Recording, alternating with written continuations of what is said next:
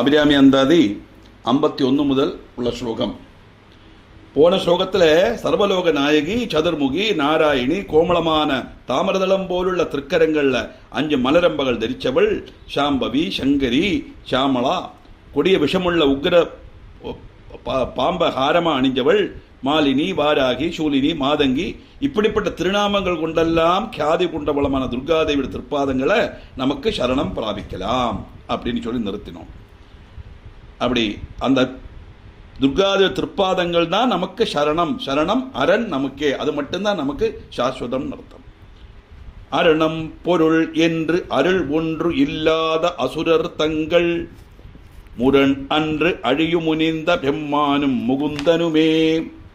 சரணம் சரணம் என நின்ற நாயகி தன் அடியார் மரணம் பிறவி இரண்டும் எய்தார் இந்த வையகத்தே.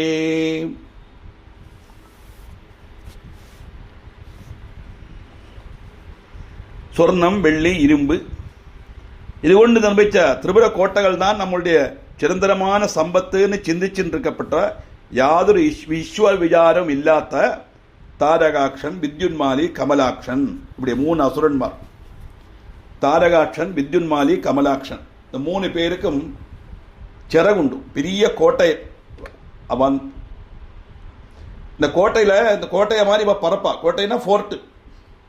பறந்து பறந்து எங்க போறாளோ அந்த இடத்துல அப்படியே இறங்கிடுவான். ஆனா ஒரு வரம் வாங்கியிருக்கா, அந்த 3 பேரையும் ஒரே நேரத்தில் ஒரே ஆயுதத்தினால வதம் பண்ணணும் அப்படின்னு. அதனால எந்த தேவர்களுக்கும் இவாளை வதம் பண்ண முடியாது. அப்படிப்பட்ட தாரகாட்சன், வித்யுன்மாலி, கமலாட்சங்கிற 3 அசுரனுடைய பராக்கிரமத்தை அடக்கிறதுக்கு குரோதம் பூண்டு நொந்த சிவனும் விஷ்ணுவும் வந்து சரணம் சரணம் அப்படின்னு சொல்லி சர்வலோக நாயகிட பக்தன்மார் இந்த லோகத்தை ஜனனம் மரணம்ங்கிற 2 தருணம் செய்தவராக பவிக்கிறார். சார், அந்த 3வது அசுரன் யாரு? தாரகாட்சன், வித்யுன்மாலி, கமலாட்சன். தாரகாட்சன் சொர்ணக்கோட்டை, வித்யுன்மாலி வெள்ளிக்கோட்டை, கமலாட்சன் இரும்பு கோட்டை. அப்படியே பறந்து வந்து அப்படி இறங்கிடுவா. அப்போ ரிஷிகளுக்கெல்லாம் பயம், எங்க என்ன நடக்கிறது தெரியாது. எங்க வந்து இறங்குறாலும் அந்த கோட்டையை மட்டும் அவளுடைய அதீனத்தில் ஆயிடும். அப்படி இருக்க இவ வரம் வாங்கின காரணத்தினால அந்த அதான் திரிபுர தகனம் நம்ம சொல்றோம் இல்லையா, பரமேஸ்வரன் புறமெரித்த பரமன் பாடுறோமே, புறமெரித்த பரமன் அப்படின்னு பாடுறோம், பிட்டுக்கு மண் சுமந்துன்னு பாடுறோம் இல்லையா, அந்த திரிபுரம்ங்கிறது இதுதான். அது 2 வருஷம் இருக்கு. ஒன்னும் இந்த 3 பேரும் எப்போவாவது ஒரு நாளைக்குத்தான் சேர்ந்து வருவா. ஒரே இடத்துல ஒரே ஆயுதத்தினால வதம் பண்ணணும். அப்படியாக வரம் வாங்கியிருக்காங்க. ஏன்னா யாரு தபஸ் பண்ணினாலும் பிரம்மதேவன் வரம் கொடுத்துருவார். அவருக்கு வேற வழி கிடையாது. நம்மளாம் நினைச்சுப்போம் அந்த பிரம்மாவுக்கு வேற ஜோலியே இல்லையா, சும்மா எல்லாருக்கும் வரம் கொடுத்து இப்படி பாக்குள்ளால கஷ்டப்படுத்துறாருன்னு நினைச்சுப்போம். அது வரத்தினுடைய மந்திரத்தினுடைய வீரியம். நான் அந்த சுவாகாவோட கதை சொல்லியிருக்கேனே, அதே மாதிரி மந்திரம் சொல்லி நம்ம அனுசந்தானம் பண்ணினா அந்த தேவன் பிரத்யட்சப்பட்டு அனுகிரகிச்சுத்தான் ஆகணும். கடவுளால கூட அந்த மந்திரத்துக்கு வெளியில போக முடியாதுன்னு அர்த்தம். அவ்வளவு பவராக்கும் மந்திர ஜபத்துக்கு உள்ளது. ஆத்மார்த்தமா அந்த மந்திரத்தை நம்ம சொல்லுவோமே ஆனால் அந்த தேவதை பிரத்யட்சப்பட்டு நமக்கு அனுகிரகம் பண்ணித்தான் ஆகணும். It is their duty, they cannot எஸ்கேப்னு அர்த்தம். அப்படி வரம் கொடுத்து விடுறார். கடைசியில் 3 பேரும் ஒரே சமயத்தில் வரும்போது தான் வதம் பண்ண முடியும். அதுவரை வெயிட் பண்ணணும். அத்தனை பேரும் போய் சொல்றா, உன்னை பரமேஸ்வரன் கிட்ட சொல்லுவா, நீங்க தான் காப்பாற்றணும்னு சொல்லும் போது மந்திர பர்வதத்தை வில்லாயிட்டும் வாசுகியை கயராக்கிட்டும் சாட்சாத் நாராயணனை அம்பாயிட்டும் பயன்படுத்தி அந்த அம்பை விடுறார். அப்படி பரமேஸ்வரனும் விஷ்ணுவும் சேர்ந்துதான் இந்த 3 அசுரன் மாதிரி இல்லாமாக்கினான் தாத்பரியம். இன்னொரு வருஷம் இவ 3 பேரையும் வதம் பண்றதுக்கு தான் பரமேஸ்வரன் சூலத்தை சிருஷ்டிச்சார். சூலமும் 3 இப்படித்தானே இருக்கும். அது நேர போய் இவ 3 பேரை இப்படி போய் வதம் பண்ணும். மற்ற பானம்னா வெர்டிகலா போகும், இது நேர ஸ்ட்ரைட்டா போகும். அப்படி 2 வருஷம் இருக்கு. புராண இதிகாசங்கள் எப்படியெல்லாம் இருக்கும். எது எப்படி இருந்தாலும் இந்த 3 அசுரன்மார் யாருன்னு கேட்டா அகங்காரம், கர்மம், மாயை, இந்த 3 தான் அசுரன். அவனை நடுவில் வெட்டினானா, மேலேருந்து வெட்டினானா, அடியிலேருந்து வெட்டினானா, குறுக்கே வெட்டினானா, அந்த 3 இல்லாம ஆகணும். அதுதான் நமக்கு தாற்பயம். இந்த அகங்காரம், கர்மம், மாயைங்கிற அந்த 3 அசுரன்மாரை வதம் பண்ணினாத்தான் நமக்கு மறுபிறவி இல்லாத ஒரு அவஸ்தை கிடைக்குங்கிறது தான் தாத்பரியம். அதைத்தான் இந்த ஸ்லோகத்தில் அவர் சொல்றார். இந்த மும்மலங்கள் அப்படின்னு சொல்லுவா, அதான் அகங்காரம், கர்மம், மாயை. கர்மம், காமம் ரெண்டு இதில் சொல்லுவா. எதுவாக இருந்தாலும் இந்த மாயைத்தான் தொலைக்க முடியும். அதனால தான் அந்த தேங்காயில் ஒரு கண்ணு தான் தொலைப்போம், மற்ற 2 கண்ணை தொலைச்சு பாருங்க, தொலைக்க முடியாது. சபரிமலைக்கு நெய் விட்டுறோமே, அந்த ஒரு கண்ணை தான் தொலைக்க முடியும். தொலைச்சு அதுக்குள்ள ஜீவஸ்வரூபமான நெய்யை விட்டு பகவானுக்கு அபிஷேகம் பண்றோம். இதுதான் சபரிமலையில் ஐயப்பனுக்கு நெய் தேங்காயினுடைய தாத்பரியம். அப்போ தாரகாட்சன், வித்யுன்மாலி, கமலாட்சங்கிற 3 அசுரனுடைய பராக்கிரமத்தை அடக்கிறதுக்காக குரோதம் பூண்டு நின்ற சிவனும் விஷ்ணுவும் வந்து சரணம் சரணம்னு சொல்லி சர்வலோகநாயகிட சொன்ன சர்வலோகநாயகிட பக்தன்மார் அப்படி சொல்றதுனால தேவி பக்தன்மாருக்கு என்ன கிடைக்கிறது? இந்த லோகத்துல ஜனனம் மரணம் இது 2 தரணம் செய்தவராக பவிக்கிறார். அப்படின்னா இன்னொரு மரணம் இல்லாதவளாக மறைக்கிறார் தாத்பரியம். அதுதான் திரையம்பகம் விஜாமகே சுகந்திம் புட்டி வர்தனம் உருவாரிக்குமபந்தனான் மிருத்யோர் முக்ஷிய மாமிருதான்.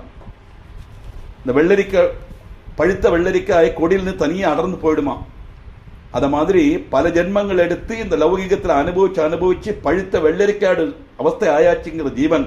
அப்படின்னா லௌகிகமான விஷயங்கள்ல இருந்து இச்சைகள்லாம் நீங்கி கொஞ்சம் கூட அணு அளவு கூட 0.01 ரெக்கரிங் பர்சன்டேஜ் கூட ஆசை இல்லாம இனி எனக்கு இந்த பிறவி வேண்டாம் அப்படின்னு நினைச்சு முழுக்க முழுக்க எவன் பகவானுடைய பாதத்தை சரண் அடைகிறானோ அவனுக்கு எப்படி அந்த பழுத்த வெள்ளரிக்கால கொடியிலேருந்து வெள்ளரிக்காய் அடர்ந்து விடுமோ அதே மாதிரி சம்சாரமாகப்பட்ட கொடியிலேருந்து என்னை அடர்த்தி எடுத்து எனக்கு மோட்சத்தை கொடு பரமேஸ்வரா. அதுதான் திரையம்பக மந்திரத்தினுடைய அர்த்தம். அந்த மோட்சத்தை கொடுன்னு சொன்னா இன்னொரு மரணம் உண்டாகப்படாது தாத்பரியம். அதுக்காக திரையம்பக மந்திரம் ஜபிச்சா மரணம் உண்டாகாதுன்னு அர்த்தம் கிடையாது. மிருத்யுஞ்சோமம் பண்ணின போட்டி மாதிரிலாம் போயாச்சு, 12 போட்டி மாதிரியும் போறா, பண்ண போற போட்டி மாதிரியும் போகத்தான் செய்வான். ஏன்னா ஜென்மம்னாலே ஜனனத்தையும் மாமரணத்தையும் இதெல்லாம் ஜெயிச்சு அதை மரணப்பட்டு தான் ஆகணும். அப்ப மிருத்யு எப்படி ஜெயிக்கிறது அப்படின்னா இன்னொரு மிருத்யு நமக்கு வராம இருக்கும். இன்னொரு மிருத்யு வராம இருக்கணும்னா இன்னொரு ஜனனம் வராம இருக்கணும் தாத்பரியம். இன்னொரு ஜனனம் வராம இருக்கிறது இந்த ஜென்மத்திலே நமக்கு மோட்சத்தை கிடைக்கணும் தாத்பரியம். அப்படி இந்த லோகத்துல ஜனன மரணங்கிற 2ஐயும் தரணம் செய்யப்பட்டவாளை பவிக்கிறான்னு சொன்னா யாதொருவன் இந்த முப்புறத்தெரித்த பரமேஸ்வரனும் விஷ்ணுவும் போற்றப்பட்ட அந்த தேவிய சரணடைகிறாளோ அவளுக்கு இன்னொரு ஜென்மம் கிடையாது என்று தாத்பரியம். இதுதான் தாத்பரியம். அம்பாளை சரணடையப்பட்டவாளுக்கு இன்னொரு ஜென்மம் கிடையாதுன்னு சொன்னா எனக்கு இனி இன்னொரு ஜென்மம் வேண்டாம் அப்படின்னு எல்லா ஆசைகளையும் விட்டு ஆரிட்டையுமே ஆசைப்படப்படாது. ஆசை அருமிங்கள் ஈசனோடாயினும் ஆசை அருமிங்கள்ங்கிறாள் ஔவையார். பகவான்கிட்ட கூட ஆசை வைக்காது. என்னுடைய கிருஷ்ணன் என்னுடைய ஐயப்பன் நினைக்காதேங்கிறார். என்னுடைய கிருஷ்ணன் நினைச்சா கிருஷ்ணன் ஆராதிக்கிறத மறுபடியும் புறக்கேண்டி வரும். அதுக்காக பகவான்கிட்ட ஆசை வைக்கப்படாது சொல்றாளாங்கிற அர்த்தம் இல்ல. பகவான்கிட்ட கூட ஆசை வைக்கப்படாதுன்னா அதை விட பெருசு இந்த உலகத்துல எதுவுமே இல்லையே. அந்த எதுலேயுமே ஆசை வைக்கப்படாது. அப்படி ஆசை இல்லாம ஆக்கினாத்தான் உங்களுக்கு கிடையாது மோகக்ஷயம் மோட்சம்னு சம்ஸ்கிருதத்தில் சொல்றான். அப்படிப்பட்ட அந்த தேவிய ஸ்தோத்திரம் பண்ணப்பட்டவாளுக்கு ஜனன மரணம் கிடையாத ஒரு ஜனன மரணத்தை அவ ஜெயிக்கிறான்னு சொன்னா இன்னொரு ஜனனம் இல்லாத அவஸ்தைக்கு போறான்னா மோட்சம் கிடைக்கும் தாற்பயம். அது மட்டுமல்ல, வையம் துரகம் மதகரி மாமகுடம் சிவிகை பெய்யும் கனகம் பெருவிலை ஆரம் பிறை முடித்த ஐயன் திருமனையாள் அடித்தாமரைக்கு அன்பு முன்பு செய்யும் தவமுடையார்க்கு உளவாகிய சின்னங்களே. தேரு, குதிரை, பத்தகஜங்கள், ரத்ன கிரீடம், பல்லக்கு, அனவரதம் இடதடவில்லாத பொழியும் கனகம். கனகம்னா சொர்ணம் அர்த்தம். நம்ம இங்க சம்பத்து ஐஸ்வர்யம் எடுத்துக்கணும். விலையுயர்ந்த சொர்ணஹாரம் இதெல்லாம் தரிச்சுண்டு சந்திரக்கலைய திருமுடியில் சூடியிருக்கப்பட்ட சதாசிவமூர்த்தியுடைய சுந்தர பத்னியான அபிராமியோடு திருவடித்தாமரைகள் முன் ஜென்மங்கள்ல பக்தியோடு பஜிச்ச தபோதரன்மார்க்கு உண்டாயிருக்கப்பட்ட சின்னங்களாக்கும்.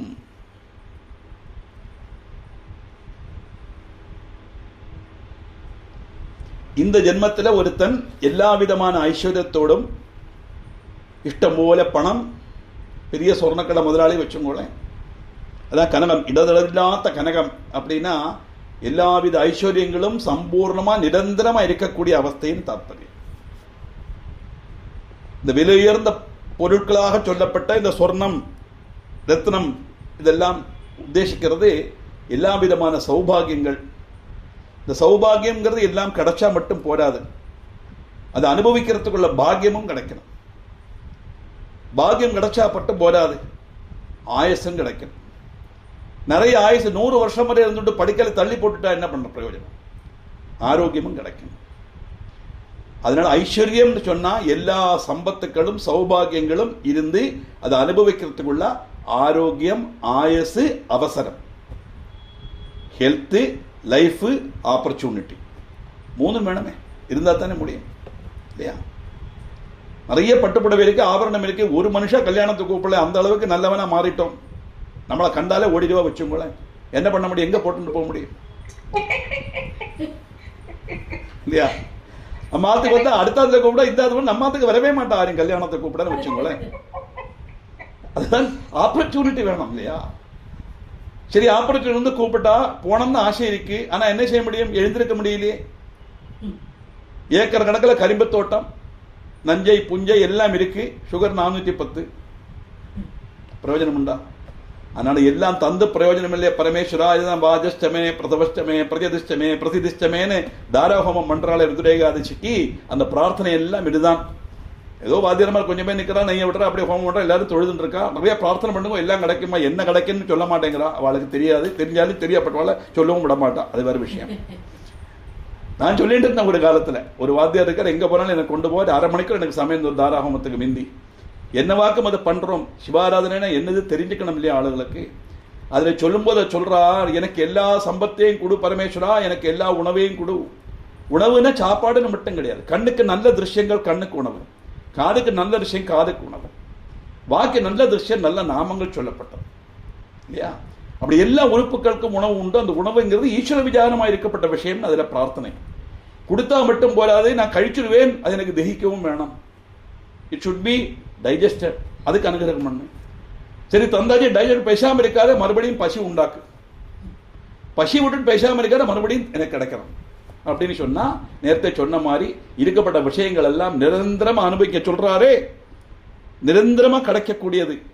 அது பர்மனண்டா கிடைக்கணும். கிடைச்சதை அனுபவிக்கிறதுக்குள்ள ஆயுசு, ஆரோக்கியம், அவசரம், இதை 3 ஞாபகம் வச்சுக்கணும். பிரார்த்தனை பண்ணும்போது எப்படித்தான் எல்லா சௌபாகியம் தந்தா மட்டும் போராது, அதுக்குள்ள ஆயுசும் ஆரோக்கியமும் அவசரமும் தந்தாத்தான் அந்த சம்பத்தை நம்மால அனுபவிக்க முடியும். அப்படி அனுபவிக்கும் போது நமக்கு அது மேல இருக்கிற நாட்டம் குறைஞ்சிடும். இந்த நாட்டம் குறைஞ்சானா மோகம் இல்லாம ஆயிடும். மோகம் இல்லாமனா மோட்சம் கிடைக்கும். இதுதான் தாற்பயம். இதுக்குள்ள எல்லாத்துக்கும் கடைசியில் அல்டிமேட் கோல் அதுதான். அங்கதான் போய் சேரணும். அதுதான் எல்லா கிரந்தங்களும் சொல்லணும். இந்த சம்சாரத்தில் இருந்து கஷ்டப்பட்டு இப்படி எதுக்கு நம்ம இது பண்ணணும்? ஜீவிதம் சௌக்கியமா தான் இருக்கு. நல்ல ஏசி ரூம், ஏசி கார், நல்ல பட்டு மெத்தை, 32 இன்ச் பெட் எல்லாம் இருக்கு. இல்ல வாஸ்தவம் தான். இருந்தாலும் எல்லாத்தையும் விட்டுட்டு ஒரு நாளைக்கு போத்தானே போறோம் நம்ம. அப்போ ஒரு விஷம் வரத்தானே செய்யும் இல்லையா? அப்ப சம்சாரத்திலேருந்து ஒரு விச்சக்தி வரணுமானா அதை அனுபவிச்சா தான் தெரியும். அது என்ன இருக்குன்னு தெரியணும், பார்த்தா தானே தெரியும். இப்போ சொல்லுவாளே ஐயப்பா, அப்படி சொல்லும்படியா ஒன்றும் கிடையாது சார், சுமாரா இருக்கு அப்படித்தான். வெளியில போர்டெல்லாம் பிரமாதமா இருக்கு, நல்ல ஹோட்டல் சொல்லுவா, அவ்வளோ சாப்பிட்டா தான் தெரியும் எப்படி இருக்குன்னு சொல்லிட்டு. அப்ப அனுபவிச்சதுனால தானே அது என்ன தெரியறது. அப்படி அனுபவத்துல தான் சம்சார விச்சக்தி வரும். அதுக்கு தான் ஆயுசும் ஆரோக்கியமும் அவசரமும் தரணம் சொல்லப்பட்டது. அப்படி ஒருத்தன் ஜென்மத்தில் இருப்பனானா அதெல்லாம் என்ன காரணம் தெரியுமா? போன ஜென்மத்தில் அவன் அம்பாள ஸ்தோத்திரம் பண்ணினதுடைய அடையாளம் அப்படிங்கிறார். அதாக இங்க தெரிஞ்சுக்க வேண்டிய விஷயம். இன்னைக்கு நம்ம சௌக்கியமா இருக்கோம்னா அதுக்கு என்ன காரணம்? போன ஜென்மத்தில் நம்ம பண்ணின சத்கர்மங்கள், புண்ணிய கர்மங்கள். எவ்வளவு சந்தோஷம். அன்னைக்கு எவ்வளவு பேர் ரொம்ப ரேர் தான் இந்த சாப்பாடு இல்லாத கஷ்டப்படப்பட்டவா இருக்கா. நமக்கெல்லாம் அப்படி கிடையவே கிடையாது இல்லையா? சமைக்க கூட வேண்டாமே, போன் எடுத்தா சாப்பாடு வந்துடுறதே. இனி கேட்டரிங்ல கொஞ்சம் கூட 2 பேரை விட்டு இந்த கொண்டு வர மாதிரி எல்லாமே ஊட்டி விட்டா கொஞ்சம் கூட சௌரியமா இருக்கும். என்ன செய்ய முடியும்? அதுக்குள்ள ஃபெசிலிட்டி வரலை. அந்த அளவுக்கு நம்ம சௌக்கியமா இருக்கோமே. உடுத்திக்க துணிக்கு கஷ்டமா, போட்டுக்க ஆபரணத்துக்கு கஷ்டமா, இருக்கிறது வீடுக்கு கஷ்டமா. இப்படிப்பட்ட சௌபாகியங்களோட நம்ம ஜீவிக்கிறோம் இல்லையா? இதெல்லாம் என்ன காட்டுறதுன்னா தெரிஞ்சுங்கோ பக்தர்களே, போன ஜென்மத்தில் நீங்கள் அம்பாளை ஸ்தோத்திரம் பண்ணினதுனாலதான்னு சொன்னா, அம்பாளை ஸ்தோத்திரம் பண்ணனால இந்த ஜென்மத்தில் இதெல்லாம் அனுபவிக்கும் போது இதெல்லாம் அம்பாளுடைய ஸ்தோத்திரத்தினால, அவளுடைய அனுகிரகத்தினால கிடைச்சதுங்கிற எண்ணத்தோடு அதை அனுபவிச்சா, நான்கு அகங்காரம் இல்லாமல் எத்தனை ஜென்மம் எடுத்தாலும் இந்த மாதிரி ஒரு அனுகிரகம் நமக்கு பரிபூர்ணமா வரும். அப்படிங்கிறதா இந்த ஸ்லோகத்தில் நமக்கு கிடைக்கக்கூடிய மெசேஜ். அதான் அழகா தெரிஞ்சுக்கணும். இதெல்லாம் சின்னங்கள் சொல்லியாச்சு. சின்னம் சிறிய மருங்கினில் சாத்திய செய்யப்பட்டும் பெண்ணம் பெரிய முலையும் முத்தாரமும் பிச்சு மொய்த்த கண்ணங்கரிய குழலும் கண் மூன்றும் கருத்தில் வைத்து தன்னம் தனி இருப்பார்க்கு இதுபோலும் தவமில்லையே. சின்னம் சிறிய மருங்கினில் ஒடுங்கின இடுப்பாம். லக்ஷண சாஸ்திரம் அனுசரிச்சு ஒரு ஸ்திரீயோட இடுப்பு எப்படி இருக்கணும்னா, இந்த கையால் எப்படி பிடிச்சா அதுக்குள்ள நிற்கணுமாம் இடுப்பு. ரொம்ப சாத்தியதை குறைவு தான், இருந்தாலும் சொல்லுவா ஸ்லிம் பியூட்டி நம்ம சொல்றோம் இல்லையா, அதைத்தான் லக்ஷண சாஸ்திரத்தில் அப்படி வர்ணிக்கிறார். மின்னல் கொடி போல அப்படின்னு. மின்னல் கொடி அப்படி லைட்டா ஒரு லைன் மாதிரி தான் இருக்கும் மின்னல் பண்ணும்போது. அப்படி ஒரு வளைஞ்ச ஒரு இடுப்பு, இப்படி சின்னதா இருக்கப்பட்ட அரைக்கட்டில சார்த்தின சுவந்த பட்டாடையும், அந்த பட்டாடை உடுத்திருக்கப்பட்ட சரீரத்தில் நல்ல பெரிய கொழுத்து பருத்த உத்துங்கமான குஜ கும்பங்களும்,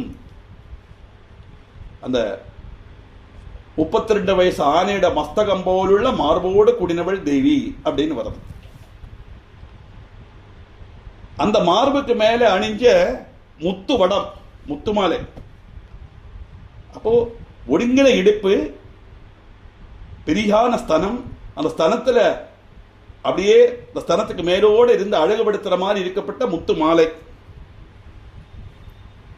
பிச்சிப்பு கொண்டு அலங்கரிச்ச கூந்தல், கார் கூந்தல், ஒரிஜினல் காதரேஜ் எல்லாம் இல்லாதது, ஒரிஜினல் கார் கூந்தல், அப்படியே கருகருன்னு நிறத்தில் இருக்கான்.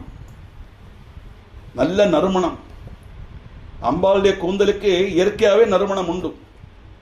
அந்த நறுமணம் தனக்கும் கிடைக்காதான்னு தான் பூக்கள் போய் அங்க உட்காந்துருக்க ஒழிய, பூக்கள் சூடுறதுனால அல்ல அம்பாளுடைய கூந்தலுக்கு மனம். அதனால அந்த மகாராஜாவுக்கு சந்தேகம் வந்ததே திருவிளையாடல்ல, அவர் அது படிச்சிருந்தா அந்த சந்தேகம் வந்திருக்காது அவருக்கு. இப்படி பிச்சிப்பு கொண்டு அலங்கரிச்ச கார் கூந்தல், கருத்த முடி, சுருண்ட முடி, அழகான முடி, 3 கண்கள். இப்படிப்பட்ட ரூபத்துல தேவியை தியானம் பண்ணினா எப்படி இருக்கும் யோசிச்சு பாருங்க. ஒடுங்கின இடுப்பு, எடுப்பா இருக்கப்பட்ட மார்பு, அதில் அழகான முத்துமாலை, அந்த முத்துமாலைக்கு மேல அந்த கழுத்துல முத்துமாலை, நல்ல அழகான கருத்த தலைமுடி, அதில் பிச்சிப்பூ கொண்டு சுத்தி அலங்கரிச்சு 3 கண்ணோடு இருக்கப்பட்ட அந்த தேவி. அந்த தேவியை சித்தத்தில் வச்சு கண்ணங்கரிய குழலும் கண் மூன்றும் கருத்தில் வைத்து மனசுல நினைச்சுண்டு தியானிக்கப்பட்டவனுக்கு தபசுன்னு சொல்லறதுக்கு இதை விட வேற ஒன்று உண்டா அப்படின்னு கேட்கிறேன். இதுதான் தபசு. அப்படி ஒரு ரூபத்தில் தேவியை தியானிச்சு தபசுல இருக்கப்பட்டவனுக்கு வேற ஒன்றும் கிடையாதே.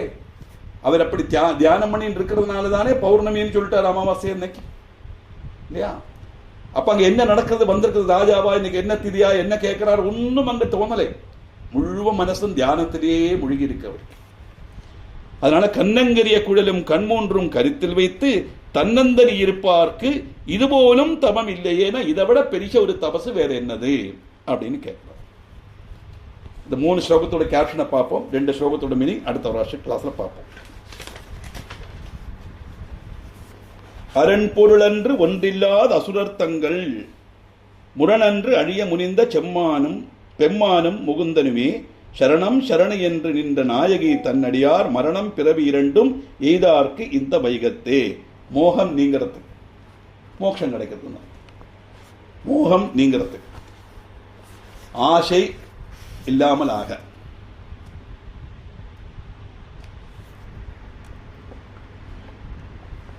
ஐம்பத்தி 52 வையம் துரகம் மதகரி மாமகுடம். பெரிய தனப்பிராப்தி, rich, is very richest person சொல்றோம் இல்லையா, ரிச். ஆனா ரிச் நான் நினைச்சுக்கணும், நிறைய பணமும் 50 காரும் 25 வீடும் 5000 பவனும் உள்ளவன் அல்ல ரிச் இல்லையா. எவன் ரிச்சியா இருக்கான், எல்லாம் இருந்து அனுபவிக்கிறதுக்குள்ள ஆயுசும் ஆரோக்கியமும் அவசரமும் கொடுத்து நல்லவனா எவன் இருக்கானோ அவன் தான் ரிச்சஸ்ட் பர்சன். எல்லாத்துக்கும் மேல இதெல்லாம் தெய்வத்தை அனுகிரகத்தினால எனக்கு கிடைச்சது, என்னுடைய சாமர்த்தியத்தினால அல்ல. ஒரு புதிய புடவை கட்டிக்கிறதுக்கு கூட இது உங்களுக்கு பிடிச்ச தெய்வம், கிருஷ்ணனாகட்டும் ராமனாகட்டும் ஏதோ ஒரு தெய்வத்தை மனசை நினைச்சுங்கோ, அவர் கொடுத்தது அப்படின்னு சொல்லி எடுக்கணும்.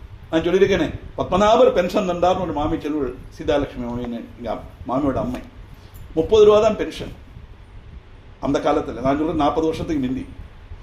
அப்போ நான் போய் விளையாட்டு கேட்பேன், எப்படி பத்மநாபர் வந்தாரா, போஸ்ட்மேன்லே மாமி கொண்டு வந்தார் அப்படின்னு கேட்பேன். அப்படி சொல்லாதே கைலாசம், போஸ்ட்மேனை கூப்பிட்டு பத்மநாபர் சொல்லுவாராம், டே சீதாலட்சுமி கொண்டு கொடுறான்னு சொல்லுவாராம், அவர் சொன்னாத்தானே இவன் வருவன் அப்படிங்கிறான். அப்போ அந்த கிடைக்கிற 30 ரூபா பத்மநாபர் கொடுத்ததுன்னு நினைச்சிருந்து வாங்குறா பார்த்தலா, அந்த மனசு எப்படிப்பட்ட மனசு பாருங்க. அவ தான் ரிச்சஸ்ட் பர்சன். அந்த மனசு நமக்கு கிடைக்கணும்னாக்கும் ஆத்மீகமான அர்த்தம். லௌகியமாக பார்த்தா கஷ்டப்படப்பட்ட வாழ்க்கை எல்லா விதமான சௌகரியங்களும் அது வேணுமே. தர்மம், அர்த்தம், காமம், மோட்சம். அர்த்தம் பணம் இல்லாமல் ஒன்றுமே பண்ண முடியாது. எதுவாக இருந்தாலும் பணம் தான். வெங்கடாதிபதி மேலே எனக்கு அதிகமான பக்தி இருக்கு, என்னை கொண்டு தூட விட மாட்டான். 300 ரூபா கொடுத்தா தான் டிக்கெட், இல்லைன்னா கியூவில் நில்லும்பன். அந்த கியூவில் நிற்கணுமா, இங்கேருந்து போகிறதுக்கு வண்டி கூலி செலவாக்கி தானே போனோம். பஸ்ஸில் சும்மா கூட்டிகிட்டு போவேன். பணம் இல்லாமல் எதுவுமே முடியாது. ஆனால் எந்த ஒரு காரியம் செய்தாலும் இது ஈஸ்வர அனுகிரகத்தினால் எனக்கு கிடைச்சதுங்கிற எண்ணத்தில் செய்தோம்னா நான்ங்கிற அந்த பாவம் நமக்கு இல்லாமல் ஆயிடும் தாத்பரியம். அதனால பெரிய தனப்பிராப்திக்குன்னு சொன்னால் அவட அர்த்தம் எல்லா விதமான சௌபாகியங்களும் அவனுக்கு கிடைக்கணும் தாத்பரியம். വലിയ ധനപ്രാപ്തിക്ക്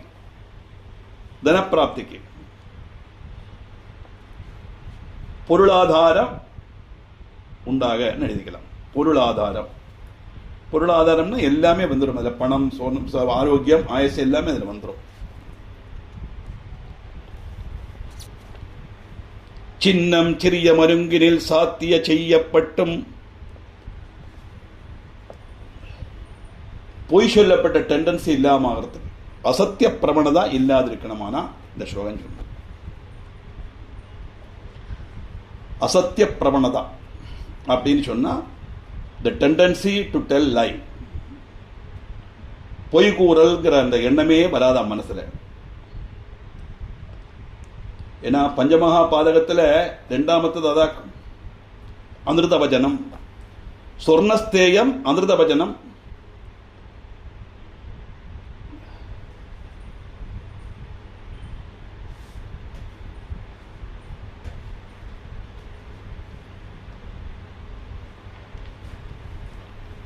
சுராபானம்,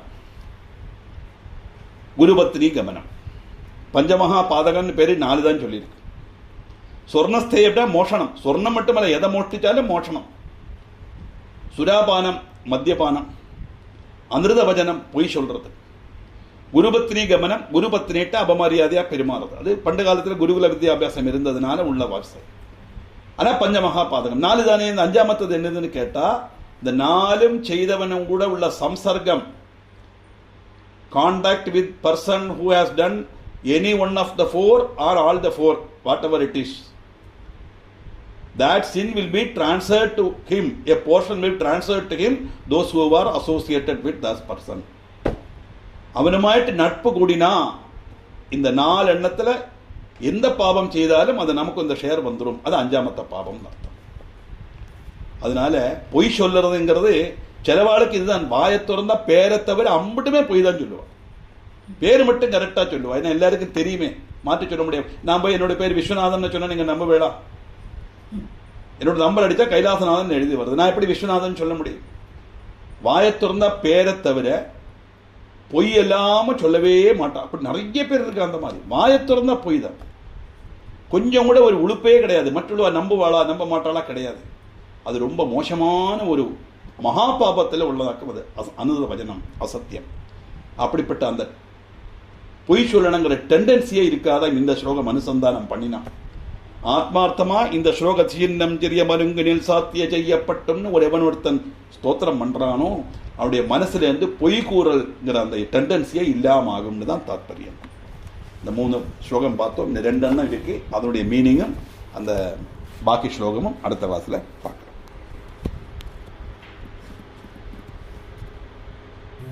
அபிராமி அந்தாதி ஸ்லோகம் 54.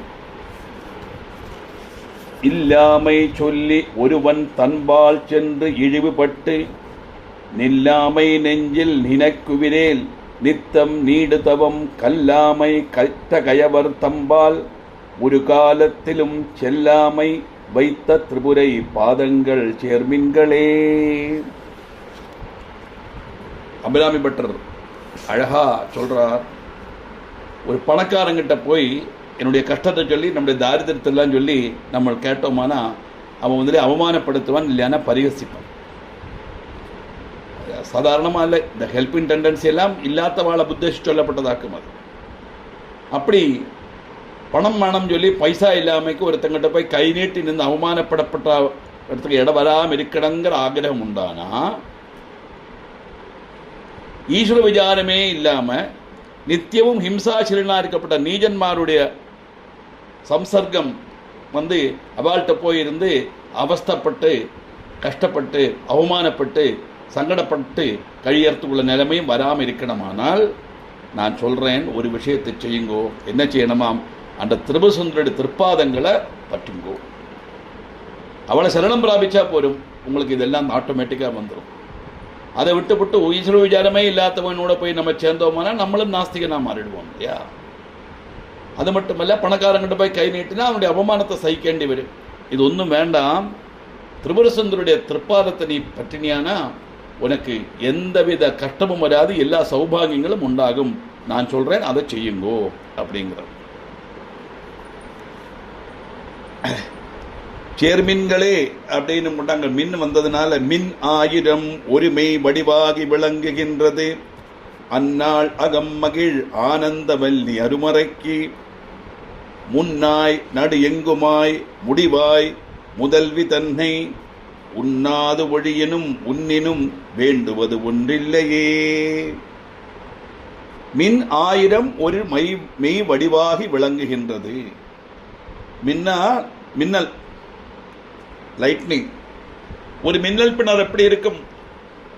சரிக்கு நம்ம இந்த கண்ணால் பார்த்தோம்னா கண்ணுக்கு கெடுதலாக இருக்கும். ஆனால் சில சமயத்தில் நமக்கு பார்க்குறதுக்கு சான்ஸ் கிடைக்கும். பார்க்கணும், பயங்கர பவராக இருக்கும். அப்படியே இந்த வெள்ளியை காய்ச்சி உரிக்கிற மாதிரி இருக்கும். ஒரு லைன் தான் அப்படி வரும் மின்னல்.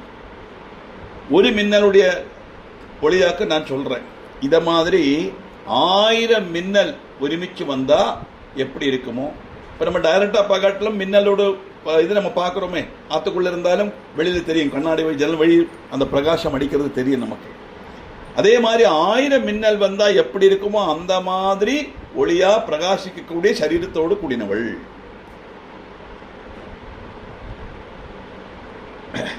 அது மட்டுமா?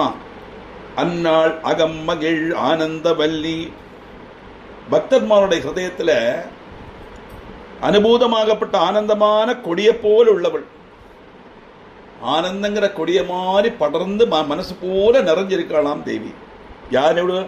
பக்தர்மாருடைய மனசுல. அருமறைக்கு முன்னாய் நடு எங்குமாய் முடிவாய் முதல்வி தன்னை. அதுபோல பரிசுத்தமான வேதத்துக்கு ஆதியாயிட்டும் மத்தியமாயிட்டும் அந்தமாயிட்டும் இருக்கக்கூடியவள் ஆதிபராசக்தி.